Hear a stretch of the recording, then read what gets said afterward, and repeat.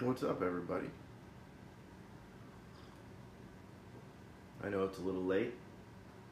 This daylight savings time thing, I don't like it.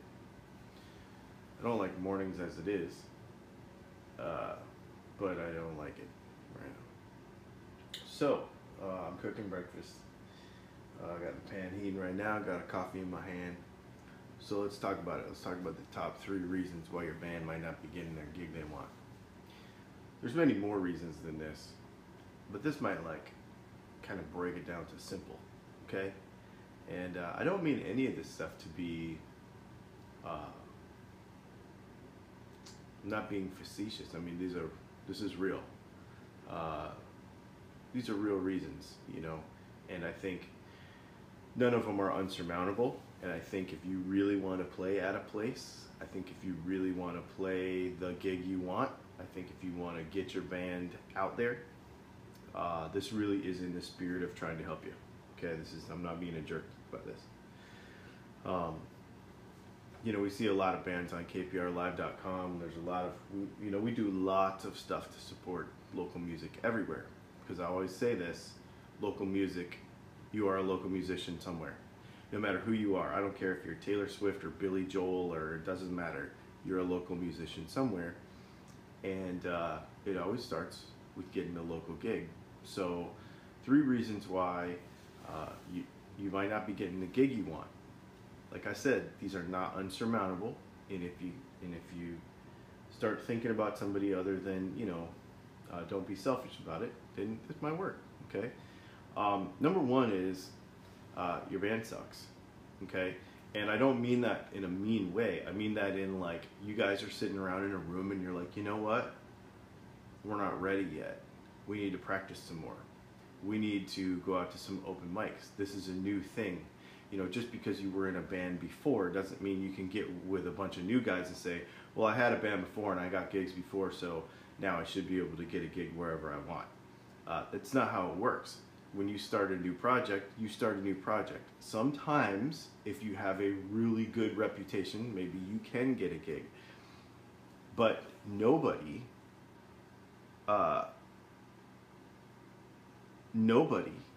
is above playing an open mic, playing the sidewalk gig, right? Nobody is above that. None of us, no matter, you know, even big rock stars, when they're in town, they come to their little local haunt and they play some little local open mic nights and some jam sessions and stuff. Everybody does that. And if you're not willing to do it, to make sure your band is up to par, make sure you're tight enough, and make sure you're good enough, then you got to look internally and realize, you know, maybe my ego is too big or something. So number 1, your band might suck and you might have to practice some more. But be willing to put yourself out there, and not to get exposure. I hate that get exposure word. I'm talking about for your band. Make sure it's good. Make sure you guys feel good. And on this front, somebody that's playing out all the time and getting successful gigs, have them over to a practice. Be like, how do we sound? Do you think we're good enough for X or Y place? Be humble enough to get it right, right? Like, be good enough, be humble enough to get the thing right first before you take it out there. Okay, so that's number 1. Make sure your band doesn't suck, okay? Number 2 is, there might be an asshole in your band. You might be trying to get a gig somewhere, you know, you might be trying to get a gig at a certain place or with a certain crowd, and you can't get it, and you can't get it, and you've tried and you've tried and you've tried. This is where communication comes into play, because maybe you're a jerk and you don't realize it. I am. We all are. We all have days. Maybe there was a conversation 10 years ago and somebody remembered something, and maybe you were an asshole that day, right? It all happens. It happens. I'm not saying we are one. I'm saying it happens. We have been one, right? So just communicate. That means going back to the venue owner and saying, hey man, do we have a beef? Is there something? Did my drummer, you know, kick over something? It's always the drummer, right?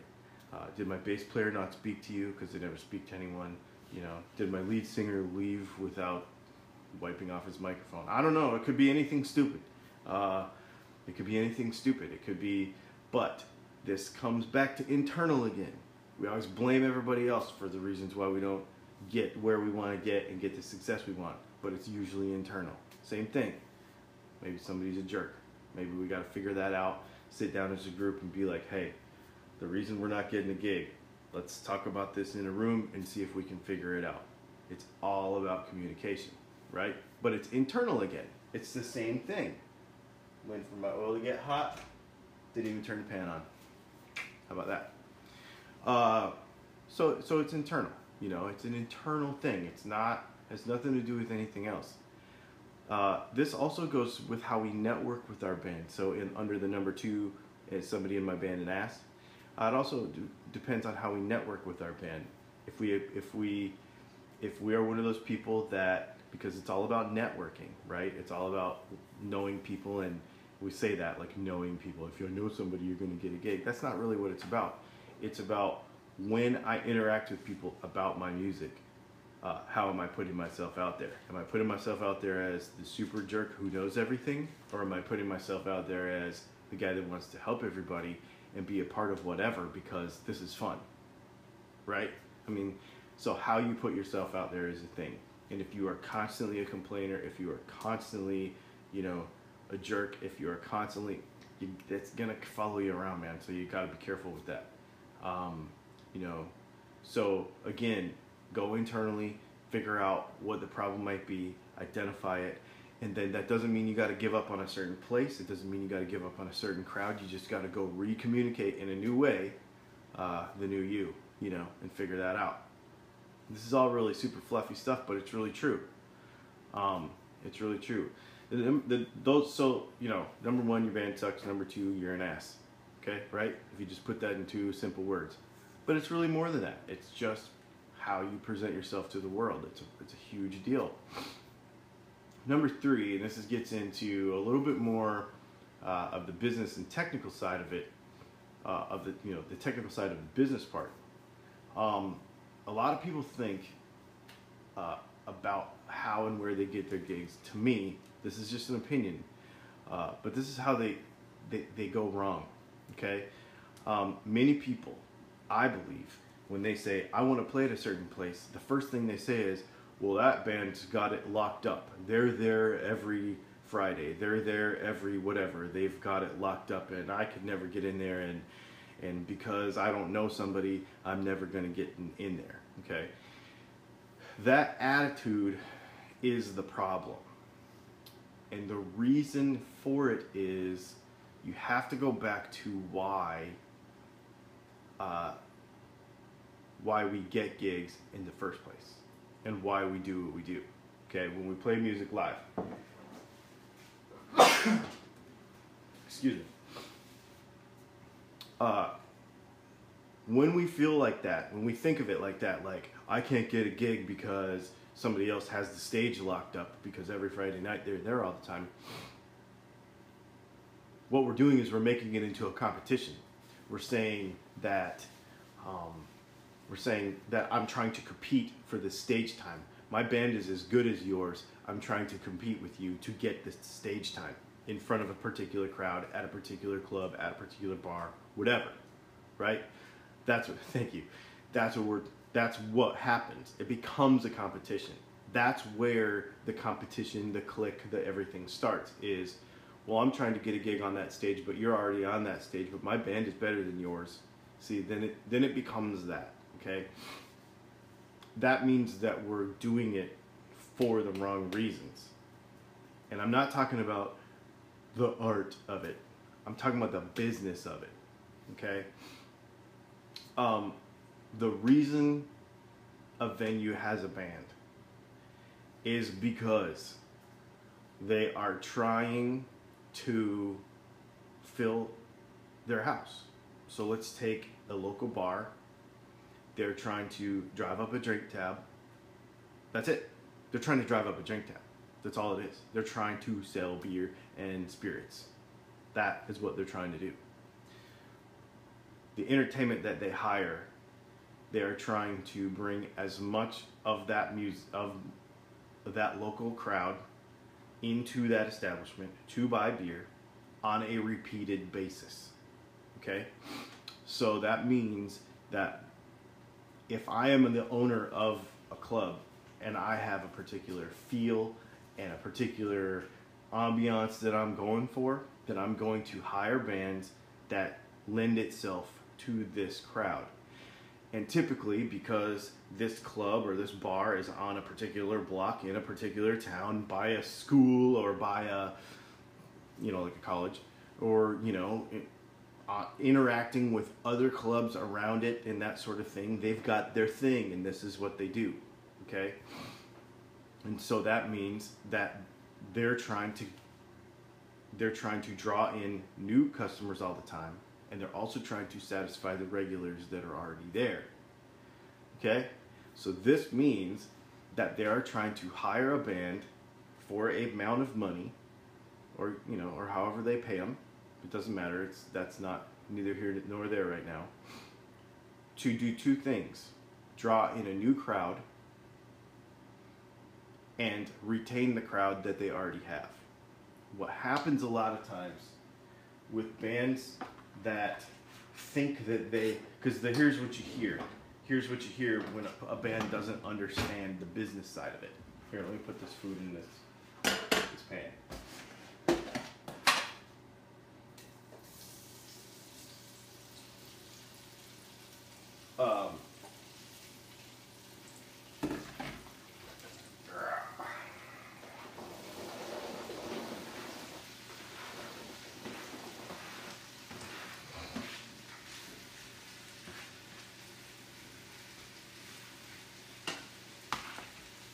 Because two things happen. They'll say, well, can you draw a crowd? And you'll say, well, yeah, I can. I know a lot of people.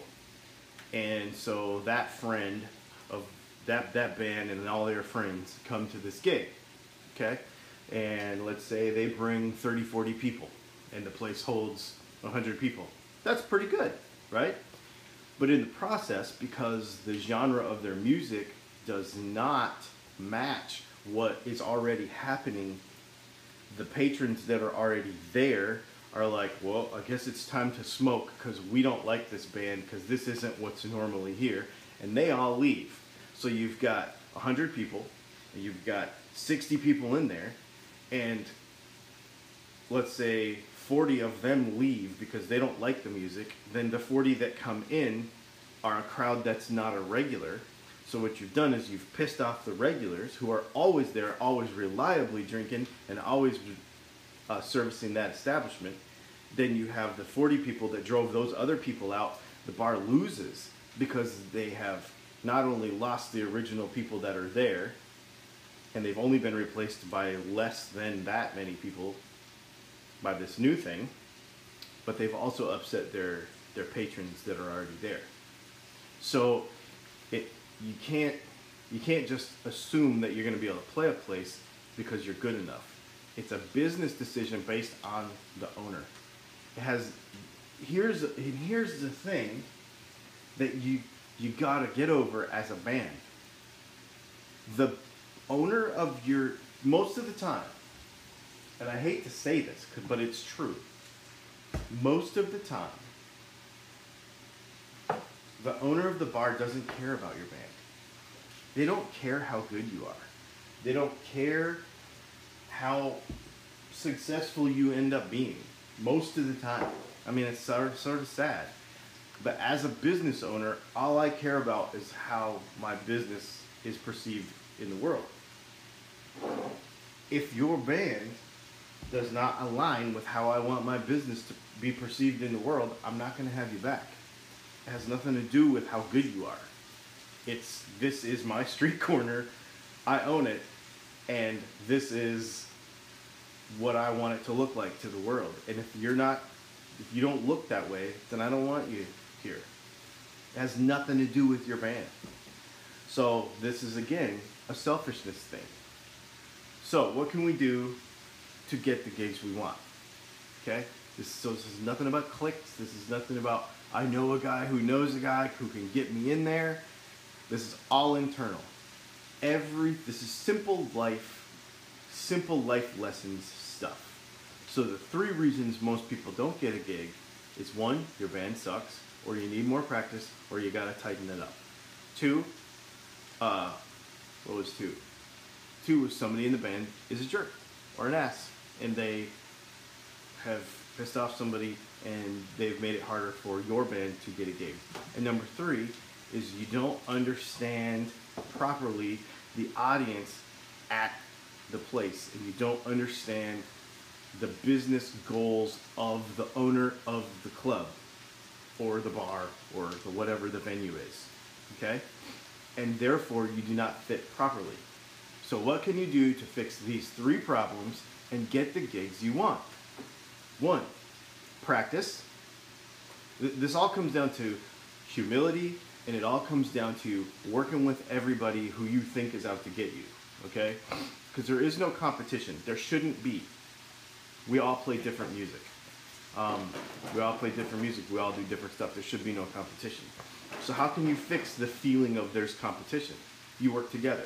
Number 1, if your band sucks or you feel like you need more practice, get somebody who plays every night and who is really successful, and be humble enough and say, hey, come over to my practice and tell me what you think.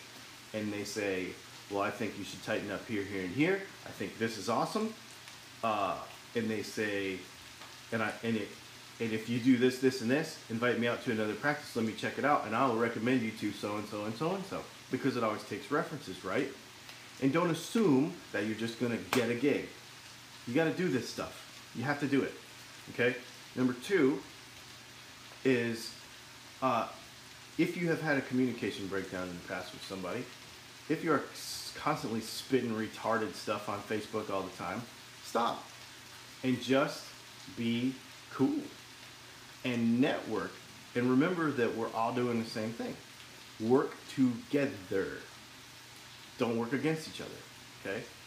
And if you have been an ass to somebody in the past, we all have, like, we just admit that, we all have, and be like, you know what, I'm going to go to that person, I'm going to figure out if we're cool, do we still have a beef, can we work it out, and let's get past it, and let's just move on and make the thing go, okay, that's number 2. Number 3 is understand your audience, okay, and I'm not talking about, you notice I didn't say anything about, oh, I can draw 100 people. It has nothing to do with the numbers of people that you can draw. People think that it is, but it's not. I mean, that is necessary. You have to have that. And when you go into a bar, they're going to say, how many people can you draw? And you say, well, I have this Facebook page. Oh, that's the other thing. Make sure you have a proper 21st century media kit, okay? I get calls all the time. I want a sponsorship for a guitar. I want an endorsement, this and that. Well, send me a proper media kit. They say, well, I have a couple of videos on YouTube. That don't cut it, okay? You gotta have a proper media kit. If you don't know what that is, research it, put it together, okay? So that when somebody says, well, what's your draw like? All you have to do is give them a link or send them an email and say, this is my media kit. This is what I can offer you as a club owner. This has nothing to do with how good your band is. This has nothing to do with how famous you want to be when you grow up. When you go into a bar or you go into a club, all you say is, this is what I can offer you. I'm working for you for those 3 hours, but this is what I can offer you, okay? If they say no, that doesn't mean it's off, okay? That means that you go and you cooperate with the other artists in the area and you find out, hey man, what are you doing what are you doing different from me that's making it to where you're playing there all the time and I'm not? Is it because the style is different? Is it because I have too many people? Is it because I'm too loud? Is it because, and don't compete for the stage time. Don't make it a competition. Don't say my band is better than yours, I should be playing there. Cooperate with them and say, hey, maybe I can sit in with you for a song next Wednesday. And we could do something together. And then the bar owner kind of sees what you're doing. It's a cooperation thing. It is not a competition. And realize that you're working for the venue.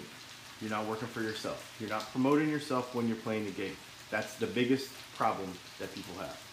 We all want to get our band out there. I hate that word. We all want to get exposure. But it's not about that. It's about working for the venue when you're getting... They're paying you for your time, not because you're famous. They're not paying you because you're famous. They're not paying you because you're amazing. They're paying you because you are working for them on Saturday night to keep asses in the seat. If you cannot do that, and if you do not understand that arrangement, and make your set list accordingly, make yourself sound proper for the venue, make yourself not too loud, make yourself not drive out existing patrons, then you might get a gig. And if you can't, cooperate with the other people that are already around you doing it, and make the team bigger. That's all you're doing, is making the team bigger. Collaborate with the people. And if you can't do any of this stuff, then go home, sit in a room by yourself, and go internally, like go inside and figure it out. That's it. Be a decent human being. That's all it really is. And don't think about yourself. Think about everybody else and why you're there. Because it's not about your band. It's not about you getting famous. It's not about you being good enough. It's about making other people happy. That's why we play music. That's why we do music. That's why we make guitars. That's why we do anything. It's about making other people happy. That's what it is. And if you don't get that part, then you might have to start over in your head a little bit. I'm going to cook the rest of my breakfast. I will talk to you all later.